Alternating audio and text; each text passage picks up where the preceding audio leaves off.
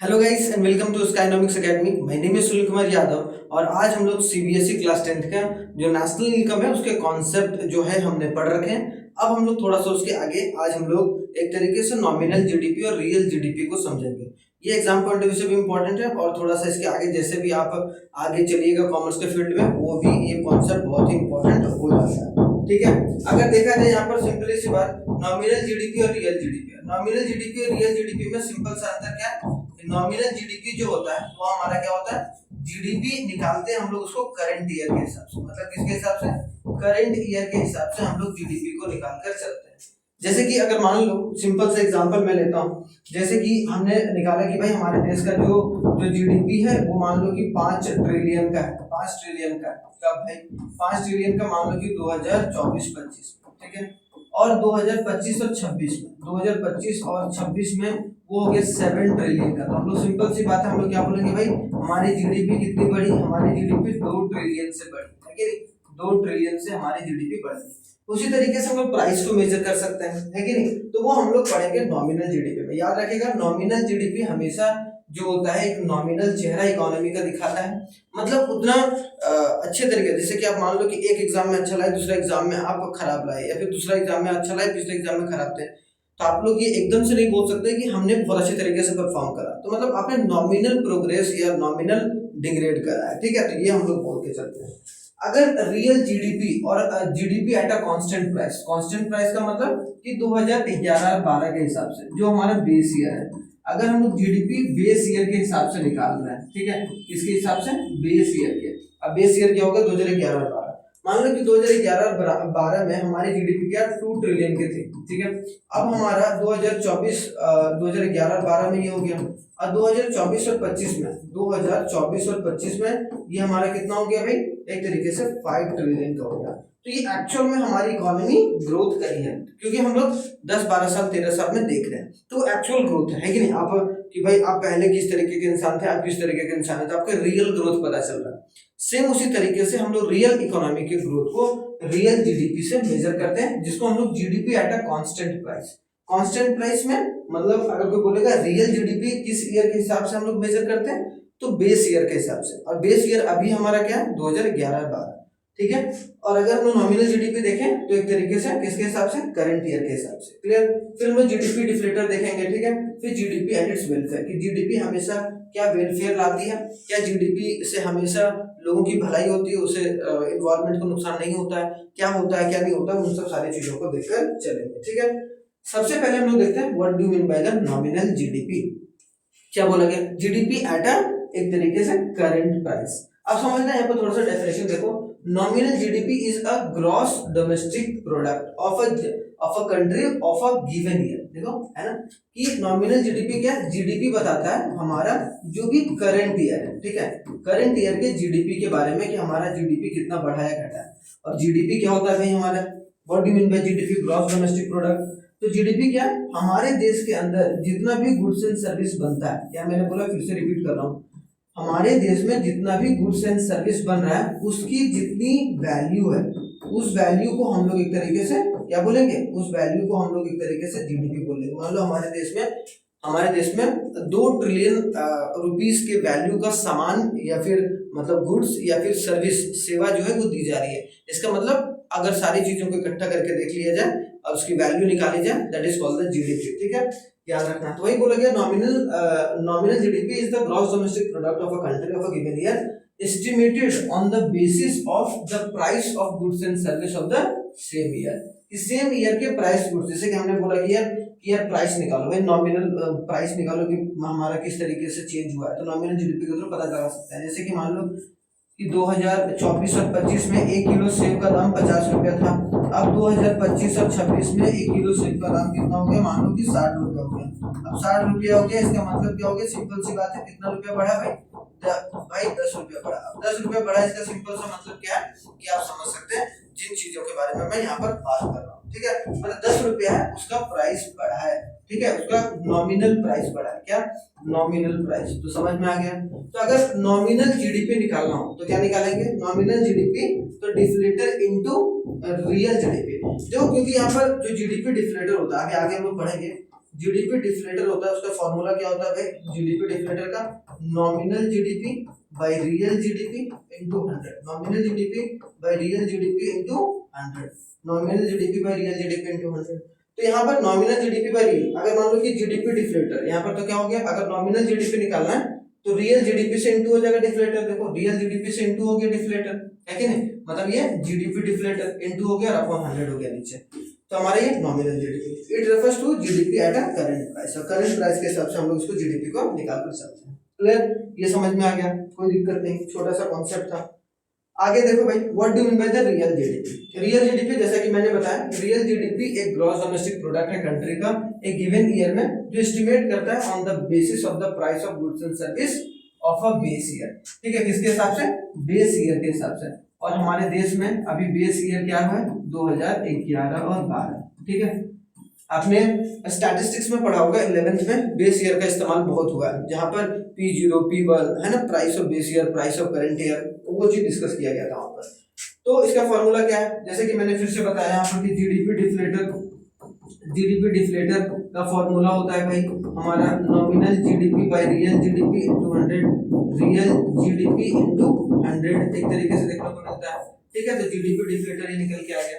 अब यहाँ पर अगर मान लो कि रियल निकालना है, तो रियल निकालना है, तो रियल निकालने के लिए इसको हमको क्या करना पड़ेगा, डिवाइड करना पड़ेगा, है कि नहीं। तो इसका मतलब सिंपल सी बात है, ये उधर चला जाएगा और ये इधर आ जाएगा, मतलब जो real GDP is equal to nominal GDP ऊपर रहेगा और नीचे आएगा प्राइस डिफ्लेटर इनटू 100। तो हमारा क्या होगा, it refers to GDP at a constant price, इसको हम लोग क्या बोलेंगे, GDP at a constant price, जो कि हम समझ के चल सकते हैं। क्लियर, यहाँ पर ये बात समझ के चलना है, क्लियर हो गया। यहाँ पर ये चीज सिंपल था। अब आते हैं जो कि मोस्ट इंपॉर्टेंट है, जीडीपी, जो जीडीपी डिफ्लेटर या फिर प्राइस इंडेक्स। जीडीपी डिफ्लेटर का दूसरा नाम ही प्राइस इंडेक्स है, जिसमें हम लोग प्राइस कितना हमारा फ्लक्चुएट किया है, चीजों का, गुड्स एंड सर्विस का कितना महंगा हुआ है, कितना नहीं हुआ है, वो चीज हम लोग जान पाते हैं। So the real GDP of an economy is affected by any change in its physical output only. However, the nominal GDP of an economy is affected only its price and the physical output both. मतलब क्या बोला गया, अगर real GDP जो economy में कुछ affect हुआ होगा, कोई चेंज हो रहा है, तो किसकी वजह से हो रहा है, सिर्फ फिजिकल आउटपुट की वजह से हो रहा है। किसकी वजह से, फिजिकल आउटपुट, उसमें प्राइस उतना ज्यादा तवज्जो नहीं देता, लेकिन यहाँ पर affected by the change in price और इसके फिजिकल आउटपुट दोनों की वजह से यहाँ पर देखने को मिलता है नॉमिनल जीडीपी। क्लियर, ठीक है। यहाँ पर एक चीज याद करना है, इसमें सिर्फ हमारा क्या फिजिकल आउटपुट चेंज होता है, नॉमिनल जीडीपी में हमारा प्राइस और फिजिकल आउटपुट दोनों चेंज होता है। क्लियर, अब यहाँ पर आते हैं, अगर जीडीपी डिफ्लेटर का फॉर्मूला क्या होता है, nominal GDP by real GDP into 100, ठीक है। तो ये बात याद रखना थोड़ा सा इंपॉर्टेंट है। क्लियर, अब आगे देखते हैं कि जीडीपी एंड इट्स वेलफेयर। क्या जीडीपी से हमेशा वेलफेयर होता है, क्या जीडीपी हमारा बढ़ती है, हम लोग ये बोल सकते हैं कि हमेशा हमारी इकोनॉमी बढ़ रही है, ऐसा बिल्कुल भी नहीं है, ठीक है। यहाँ पर देखो, GDP is often used as a index, index में इस्तेमाल होता है भाई to measure the welfare of the people. हम लोग ये मान के चलते हैं कि भाई मान लो कि एक या जितनी पॉपुलेशन है उनका वेलफेयर हो रहा है, उनका कल्याण हो रहा है, उनका कल्याण होने से सीधा सा संपर्क किससे है कि भाई उस देश में जीडीपी बढ़ रहा है। हम लोग ये बोलते हैं कि हमारे देश में अगर गुड्स एंड सर्विस ज्यादा बन रहा है, जीडीपी अगर इंक्रीज कर रहा है, तो लोगों का वेलफेयर भी इंक्रीज कर रहा है, ठीक है। ये बात तो होती है, चलो ये बात मान लेते हैं। Welfare here refers to the sense of material wellbeing, और हमेशा यहाँ पर मटेरियल वेलबींग के बारे में, कि लोगों को ज्यादा सामान जो है या ज्यादा जो सर्विस है वो मिल रहा है आसानी तरीके से, मतलब लोगों तक पहुंच रहा है सही से, ठीक है। Clear, the welfare of the people depends upon the पर head availability of the goods and service. अच्छा, लोगों का जो एक वेलफेयर है वो किस पर डिपेंड करता है कि कितना सामान उपलब्ध है। अगर मान लो 10 लोग ही हैं और 5 ही सामान है, मतलब चीजों की कमी है, इसका मतलब वहां पर जीडीपी ग्रोथ बहुत मुश्किल से पॉसिबल है। लेकिन जहां पर सामान सप्लाई ज्यादा हो रहा है, डिमांड भी सेम हो रहा है, इसका मतलब जीडीपी वहां पर सही तरीके से ग्रो करेगी। क्लियर, तो ये बोला गया, it means the higher GDP is a good for a country as it indicates the greater. तो अगर जीडीपी हायर है तो वेलफेयर भी हायर होगा। तो सिंपल सी बात है, higher GDP contributes to the higher welfare, ठीक है। अगर कोई सिंपल सा पूछे कि क्या जीडीपी बढ़ने से वेलफेयर भी बढ़ता है, बिल्कुल बढ़ता है, लेकिन यह समस्या क्या आती है कि higher GDP does not always means the greater welfare. क्यों भाई, क्योंकि समझो सबसे पहले distribution of GDP, distribution of GDP में हम लोग ये समझ सकते हैं कि जो जीडीपी का डिस्ट्रीब्यूशन होता है, गुड्स एंड सर्विस का डिस्ट्रीब्यूशन होता है, गुड्स एंड सर्विस का जो डिस्ट्रीब्यूशन होता है वो हर एक पीपल में इक्वली नहीं हो रहा है। क्या हो रहा है, इक्वली नहीं हो रहा, सारे लोगों को सारी व्यवस्थाएं या सारी सुविधाएं नहीं मिल रही इसका मतलब क्या, अभी भी एक तरीके से जीडीपी तो ग्रो कर रहा है। कुछ लोगों, यही बात बोला गया ना यहाँ पर, यही समझ सकते हैं आप कि कुछ लोगों के पास बहुत ज्यादा पैसा है, बहुत ज्यादा पैसा है, और एक तरीके से बहुत ज्यादा लोगों के पास बहुत कम पैसा है। इसका मतलब कुछ ही लोगों को बेनिफिट हो रहा है गुड्स एंड सर्विस के ज्यादा बनने की वजह से। ठीक है, तो ये हो सकता है। क्लियर। दूसरा, नॉन मॉनेटरी एक्सचेंज। जो नॉन मॉनेटरी एक्सचेंज होते हैं उनमें भी एक तरीके से परेशानी देखने को मिलता है, जिसके वजह से वो रियल इंडिकेटर नहीं मान सकते हम लोग जीडीपी को। ठीक है। Change in the price. Change in the price को भी कभी कभी एक्चुअल में नहीं बताता है। जीडीपी मान लो हमने बताया 2 ट्रिलियन बढ़ गया, 3 ट्रिलियन बढ़ गया, लेकिन क्या वो एक्चुअल में बता रहे हैं हमारा कि एक तरीके से कितना जीडीपी, कितना प्राइस बढ़ा या घटा है। एक्सटर्नलिटीज का मतलब जो पॉल्यूशन वगैरह, एक्सटर्नल नॉन मॉनेटरी एक्सचेंज में हम लोग ये भी देख सकते हैं कि एजुकेशन किस तरीके से बढ़ रहा है उसके बारे में पता नहीं चलता है कि नहीं। हेल्थ केयर फैसिलिटी कितने अच्छे तरीके से बढ़ रहा है वो चीज पता नहीं कर सकते हैं। तो ये चीज एक्सटर्नलिटीज में क्या हो सकता है, पॉल्यूशन वगैरह, क्योंकि अब जीडीपी जब ग्रो कर रहे हो तो एक तरीके से क्या हो रहा है, पॉल्यूशन हो रहा है। पॉल्यूशन से क्या हो रहा है, एक तरीके से जीडीपी तो बढ़ रहा है, लेकिन उस पैसे का इस्तेमाल हम पॉल्यूशन को कम करने में कर रहे हैं। तो एक तरफ से हम कमा रहे हैं, एक तरफ से गवा रहे हैं। वही बात हो गया कि पहले आप चाउमीन बर्गर पूरा खूब खाकर एक तरीके से बीमार हो गए, फिर आप पैसा वही लगा रहे हो। ठीक है। तो एक मशहूर कहावत है कि एक इंसान था, वो जब एक तरीके से क्या गया कि कोई उसका रिश्तेदार जो था वो बीमार था, तो क्या किया भाई, सिंपल सी बात समझो कि वो सेव, अनार वगैरह सब फल फ्रूट लेके गया। ठीक है। और वो बीमार हुआ था समोसा वगैरह बहुत ज्यादा फास्ट फूड खाने की वजह से। तो जब उसका रिश्तेदार गया वहां पर, तो फल फ्रूट उसको हॉस्पिटल में जाके दे दिया, और अपने नीचे आके कैंटीन में समोसे खा रहे हैं। तो समझ रहे हो लोगों को कि ये सब सारी चीजों से खाने से बचना चाहिए, ज्यादा नहीं खाना चाहिए। आप महीने 2 महीने 3 महीने टेस्ट के लिए खाओ, उसको पेट भरने के लिए बिल्कुल नहीं खाना है। ठीक है। तो एक तरीके से समझने वाली बात है एक्सटर्नलिटीज, लेकिन अगर आप जितना जल्दी समझ जाओगे उतना बेहतर होगा। ठीक है। इसमें ना कुछ जो है वो एक क्वेश्चंस पे आते हैं, क्वेश्चंस में डिस्कस कर लेता हूँ थोड़ा सा, अगर आपका कॉन्सेप्ट थोड़ा सा अगर क्लियर हो गया होगा तो। हमने क्या देखा, हमने देखा कि जीडीपी डिफ्लेटर को ही प्राइस इंडेक्स बोलते हैं। क्या बोलते हैं भाई, जीडीपी डिफ्लेटर को ही हम लोग क्या बोलते हैं, प्राइस इंडेक्स बोलते हैं। क्या बोलते हैं, प्राइस इंडेक्स बोलते हैं। और जीडीपी डिफ्लेटर प्राइस इंडेक्स का फॉर्मूला क्या होता है, nominal GDP by real GDP into 100। ठीक है, इनटू 100। तो अगर मान लो कि इफ क्वेश्चन अगर आपके पास ऐसा रहे कि भाई आपका जो प्राइस इंडेक्स है, मान लो कि प्राइस इंडेक्स है आपका, मान लो प्राइस इंडेक्स है 102 ऐसा करके। ठीक है, प्राइस इंडेक्स कितना है 102, और नॉमिनल जीडीपी कितना है भाई आपका, नॉमिनल जीडीपी या फिर यहाँ प्राइस इंडेक्स मान लो कि 10 है।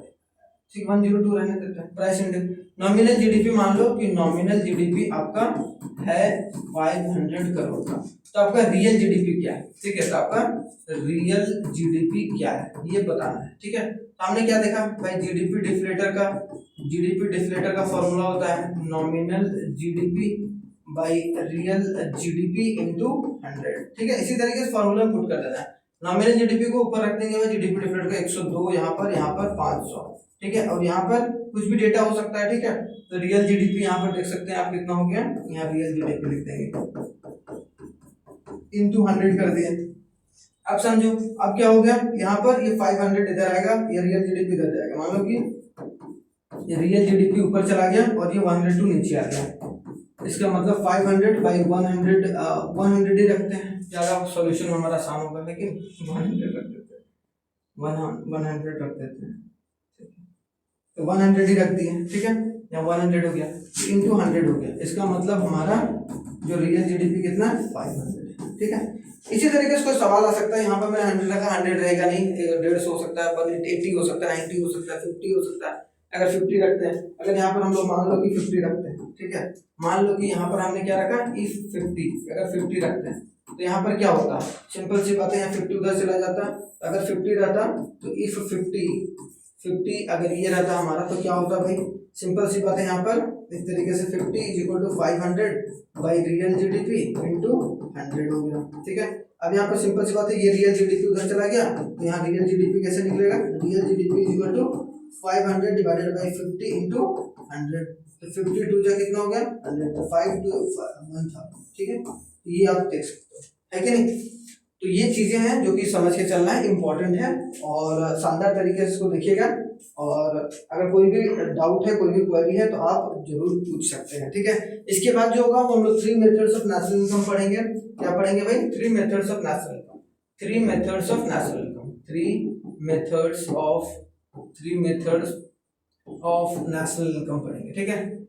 नेशनल इनकम मैंने आप लोगों को बता रखा है पूरा रूटीन, तो वो चीज जरूर देखिएगा। 3 method of national income, income method, ठीक है, एक्सपेंडिचर मेथड और एक तरीके से प्रोडक्ट मेथड, ठीक है। तीनों मेथड कॉन्सेप्ट वाला वीडियो भी जरूर देखिएगा ताकि आपको और भी समझ में आए। थैंक यू वेरी मच, जय हिंद। मिलते हैं हम लोग नेक्स्ट वीडियो में बहुत ही शानदार।